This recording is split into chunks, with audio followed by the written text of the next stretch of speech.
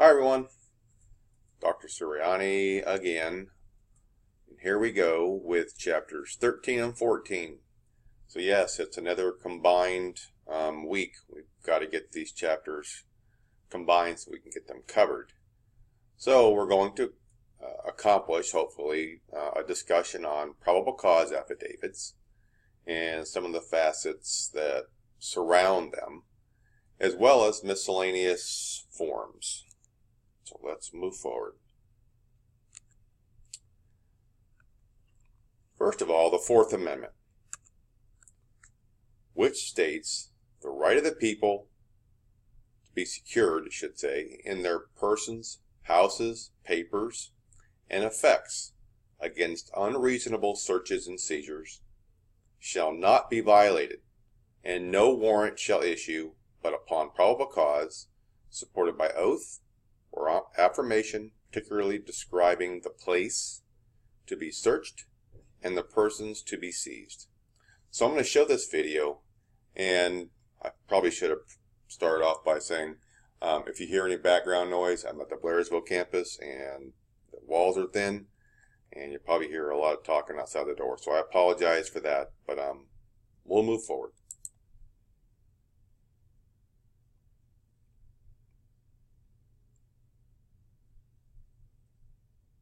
If you write anything on your computer, you need to get Grammarly. I write pretty much all the And here we go.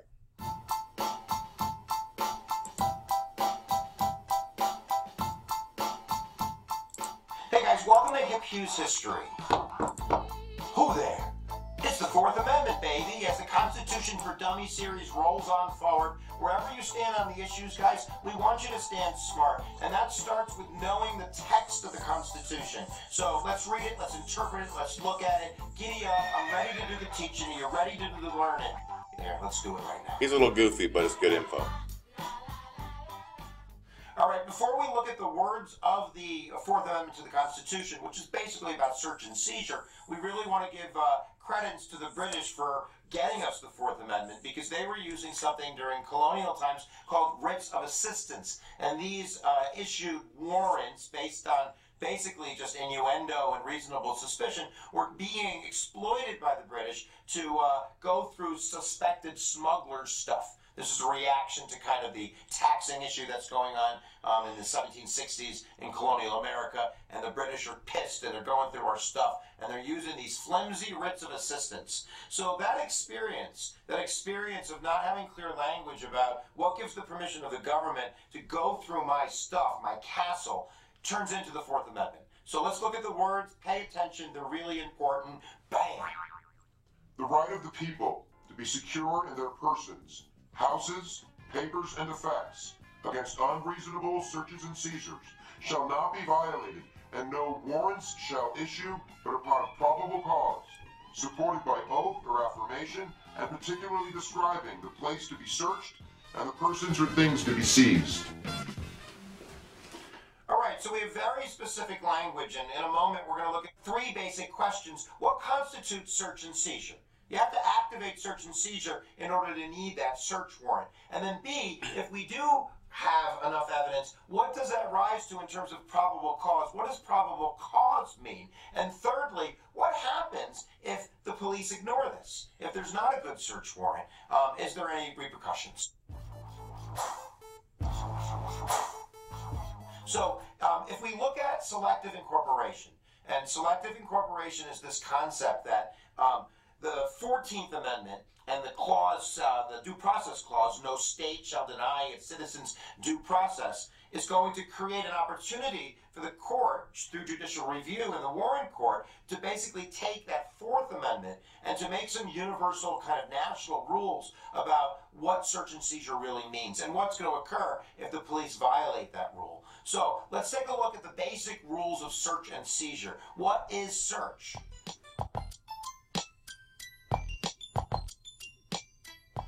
So a court case called Smith versus Mary is what really defines whether search and seizure is going to rise to the level where you're going to need a search warrant. And basically what the court says is that two things have to occur before we even go to search warrants and then talk about probable cause. The first is that there's an individual expectation of privacy, that you expect what you're doing is guarded.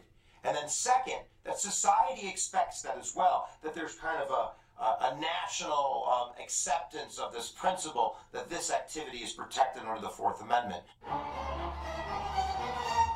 These rules do kind of like breathe a little bit. Let's look at how they breathe out and expand your rights. They expand your rights first in Weeks versus the United States, where basically what the court's going to say in 1914, that is if the federal agents find evidence illegally without a search warrant, you can't use that evidence at trial. And this is interpreting the words of the Fourth Amendment. Now, if you're a strict interpretationalist, and sometimes I'll hear people online talking about how we have to follow the letter of the Constitution, that there is nowhere in the Fourth Amendment a clause that states if you don't have a search warrant, you find evidence, what happens to that evidence. So, Matt versus Ohio, 1961, is the court case that expands this to the states. We've talked about this in other lectures. Selective incorporation. The court using the 14th Amendment, and the 14th Amendment has this language, no state shall deny its citizens equal protection and due process under the law. So in 1961, there was a little old lady named Matt, and the police went to her house without a warrant. They were looking for a suspect in a crime, and she wanted a search warrant. They gave her a phony search warrant, and then they ripped the lady's house apart. And they ended up in her basement going through her drawers. They found a chest. They open it up, and inside is dirty magazines, obscene pornography at the time, #ew. She's a nasty, dirty little old lady. But in this court case, what she's going to argue is that no state, Ohio, shall deny me, Mrs. Mapp, due process under the law, meaning that if you don't have a search warrant, there has to be a repercussion, and that repercussion the court is going to decide is the expansion of the exclusionary rule. You've seen it on Law and Order a million times. So in Terry versus Ohio, guys, what the court did was they limited the Fourth Amendment by saying that the police didn't need a search warrant when it came to kind of these short-term encounters, that if the cops had reasonable suspicion to think that you're a flight risk or that there's evidence that you might be a danger to them or something like that, that they had the right for their own protection to do a pat-down and not needing a search warrant to do that, or to stop you for questioning, or maybe look in the glove box if they felt there was a threat there or something like that. What becomes interesting is that they do need reasonable suspicion. They need some type of fact to grab onto. So I've seen videos on YouTube. You probably can check out the link below. I'll put it in the description where a law student carrying a gun basically tells the police, or asks the police, what right do you have to ask me anything? Right? What did I do wrong? And the cop said some people called and said there was a guy with a gun. He says, I was the guy with the gun. I have a license. Can I go? And he says, I'd like to see some ID. He says, I don't have to give you ID. Why am I going to give you ID? No, what did I do wrong? If I did something wrong, tell me what I did wrong, I'll give you ID.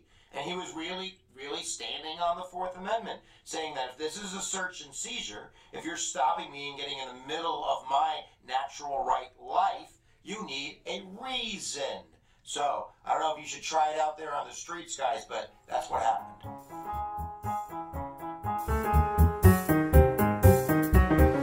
So where do you have this expectation of privacy? And that's really what comes down to the Katz decision. This is really where they expanded search warrants from not just a physical location but to the individual. I believe that they had wiretapped the outside of a phone booth, and they were trying to get this dude, I guess, Katz. And he went into the phone booth. He thought that he was having a private conversation, and it was being recorded. And the police said, we don't need a search warrant because we're not invading this guy's home. It's a public area. And what the judges said in that court case was that there was an expectation of privacy. So if you have an expectation of privacy, then in a sense they need a search warrant. And of course we've defined that further by saying there's a societal expectation as well.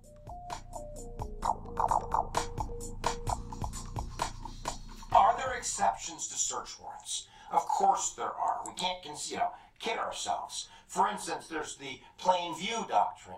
So if you have your curtains open and you're in the window and you are, stabbing the guy, and you see the police and you're like, yo, what's up? Hey, yo, they don't need a warrant to come in, right? Not only is that going to be plain view, but that's going to be what's basically emergency circumstances. That's another rule. You don't need a warrant if someone's screaming bloody murder inside a home.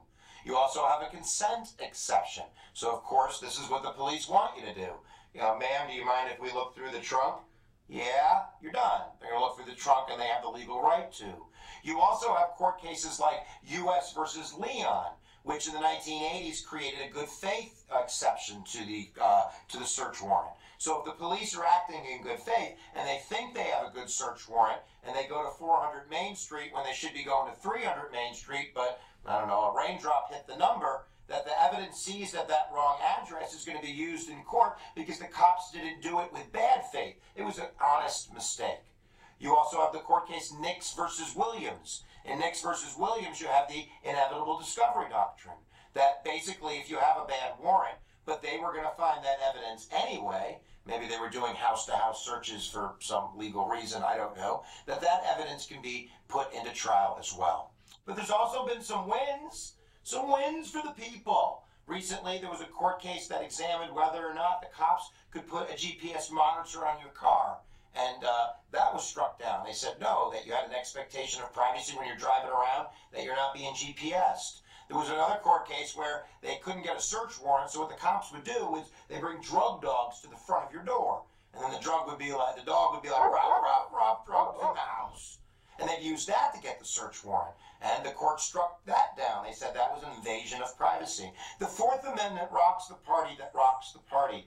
Because not only is it a great amendment to talk about when you're talking about your most very basic freedoms, your houses, your castle, but you have all of these current events which just kind of smack right into it. So what do you think? Is the NSA and what they're doing collecting data in order to protect us from terrorism? Is that a violation of the Fourth Amendment? Is there an expectation of privacy there on the internet? Is there a societal expectation of privacy? One other thing worth mentioning is the FISA courts. The Foreign Intelligence Surveillance Act of, I believe it's 1978, created a special court system. So if there's some type of threat of maybe domestic terrorism with foreign influences, invading the country or infiltrating the country, that you don't need to go through the ordinary ways to get a search warrant. You can go to this secret court. You can even go, I believe, 24 hours after the fact that you got the evidence, that you went in without a warrant. You get the warrant after the fact.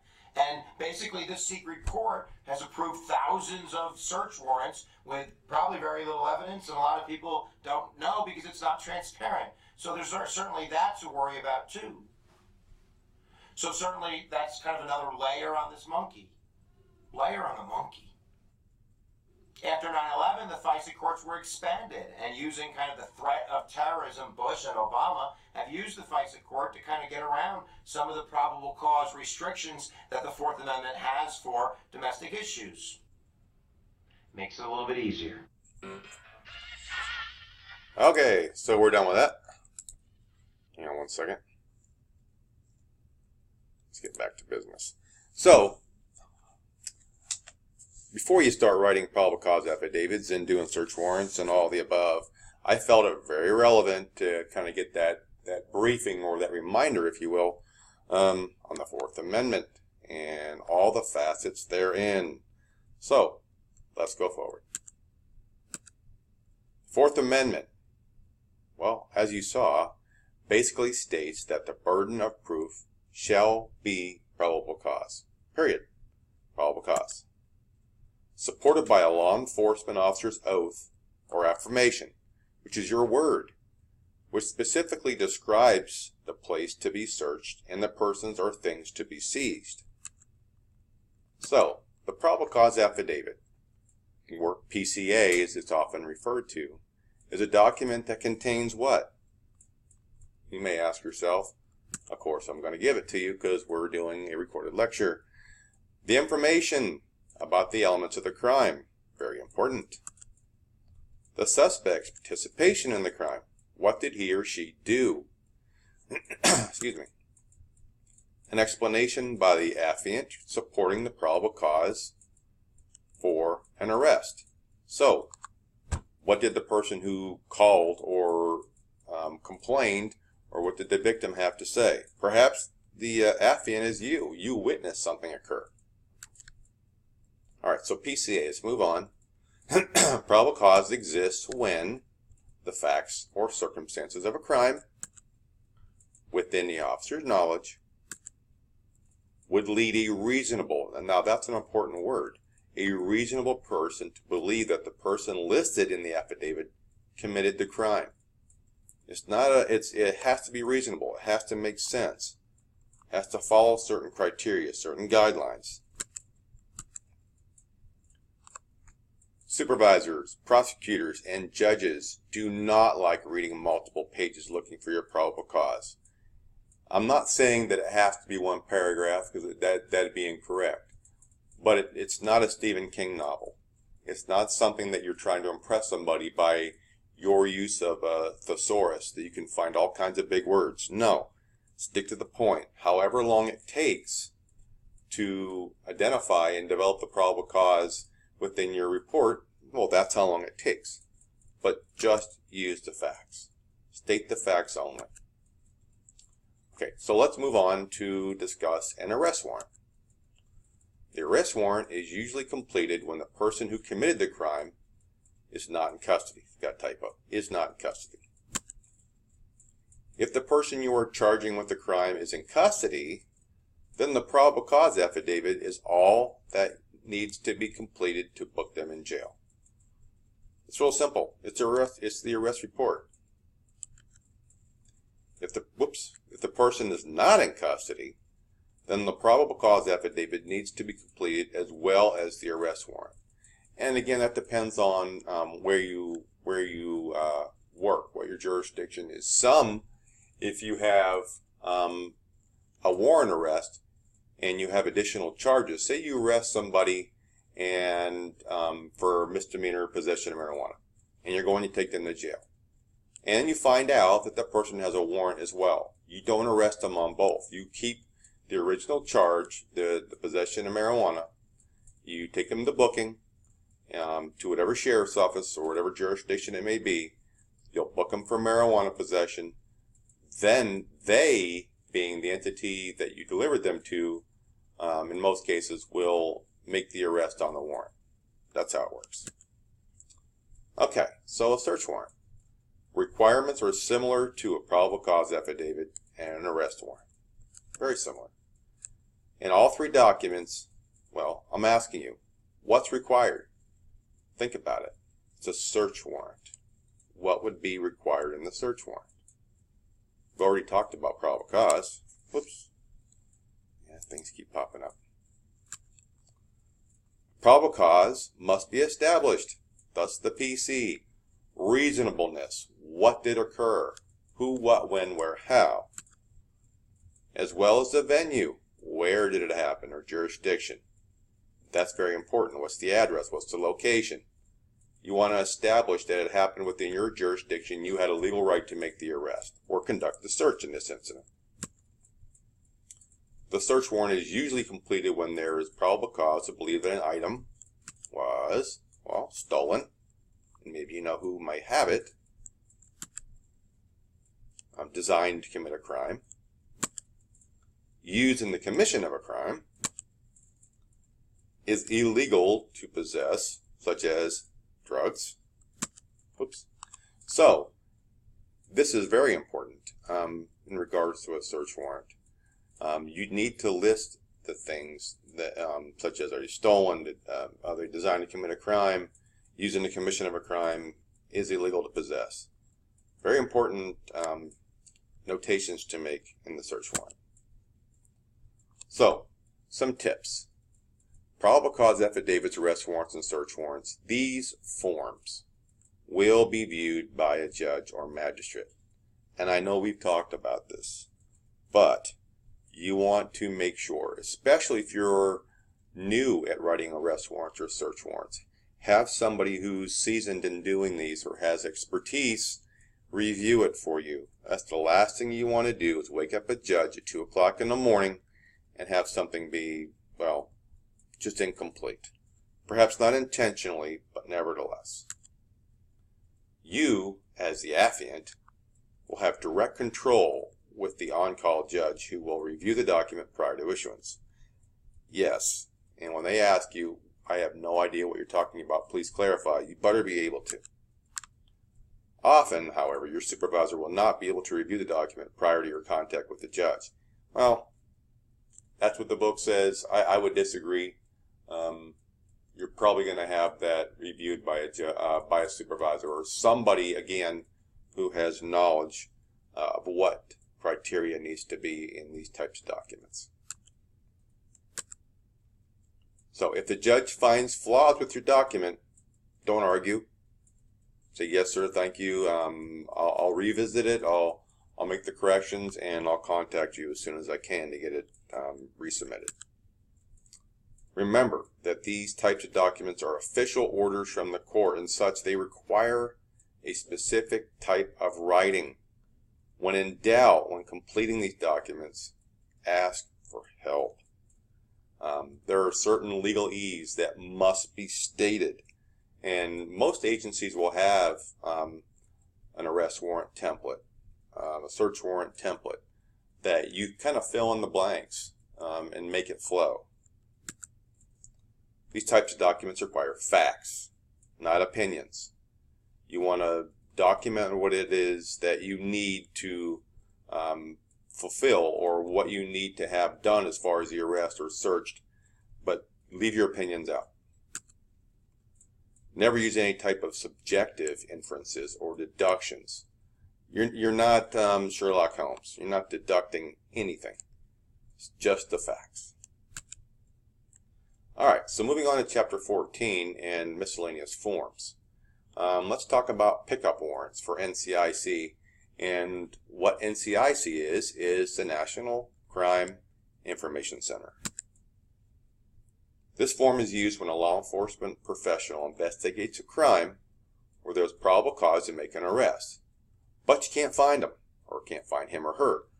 You can't locate him. So you would submit a warrant for everybody. And it depends upon where this individual is in the country to where they will actually pick this person up. For example, if you were to write a warrant for a worthless check and it's a misdemeanor warrant, it'd be a pickup in a region only. So if you're in North Georgia, it might be a specific region to where they will actually arrest and bring that person back to you. If the person's in Maine or in Washington State or out west, they're not going to extradite a misdemeanor warrant. They may tell the person, you've got a warrant, but we can't arrest you because you're not within that certain region. Again, it depends. The pickup form that has all the case information regarding the wanted person, the crime severity, and any other information that could be used to locate the suspect must be in there. And you want to warn officers, could be armed, has known to do this, these type of tendencies, so they know who they're in contact with. The information from the pickup is typically entered into the National Crime Information Center. Well, yeah, it's kind of important. Every law enforcement agency in the nation, they have access to this. As I mentioned, if you stop Joe Schmo in California and he's got an arrest warrant that's extraditable, perhaps it's robbery, carjacking, whatever it be, everything pops up, boom, on their computer, or their dispatch tells them, this person's got a warrant, and you'll make the arrest, and they get taken to a local jail to where they wait for extradition. They get picked up and eventually brought back to where they left, or ran from, for that matter. So let's talk about evidence, chain of custody, and tags. Collection and documentation of evidence that is used in the commission of a crime. The law enforcement professional must maintain the chain of custody of an item that he or she has collected from a crime scene. Say you arrest somebody again for misdemeanor possession of marijuana. You need to obviously field test it to make sure it's cannabis. So you get a presumptive test that says, yes, presumptively this is cannabis, and which develops the reasonable cause i.e. probable cause, reasonableness, that this is marijuana. You'd package it, you'd put it in paper, you'd seal it, you'd sign, weight it, everything documented, and you would take it to the property evidence office and submit it. So it shows that you took it from Joe Schmo, he was arrested, and it was put in property evidence. Make sure all firearms are unloaded and safe. I think this is self-evident, but I left this in here because, well, kind of important. You don't want to put a loaded firearm in for property evidence to deal with. This is obviously to ensure that the weapon will not discharge accidentally when it's moved or handled by others. That's your responsibility. Alright, so some tips. As in writing a good case report, most of the forms you complete could be subpoenaed into a court of law. I don't like how it says most. I'm telling you that I've gotten subpoenaed for forms, every form. So don't just assume that, well, maybe this one won't be. Assume they all will be. Every judicial district has slightly different requirements for completing various forms and other legal documents. And I've mentioned this many times. It really depends on the DA, it depends on your policy, it depends on what judges like to see. You'll be briefed and trained on this once you get to an agency. And for those of you who are already working for a department, you get what I'm saying. All right. Anybody have any questions? I wish I could hear them if you do. Remember, this is a twofer. Again, you got to complete the assignments for both. Just follow the instructions in Blackboard. Also, remember, no class next week. We are on break. If you show up for class, to a live class, we won't be there. So I hope you don't have to make that error and you are listening. Okay. Have a great rest of the week, but you need to get these assignments in the due time. All right. Thank you.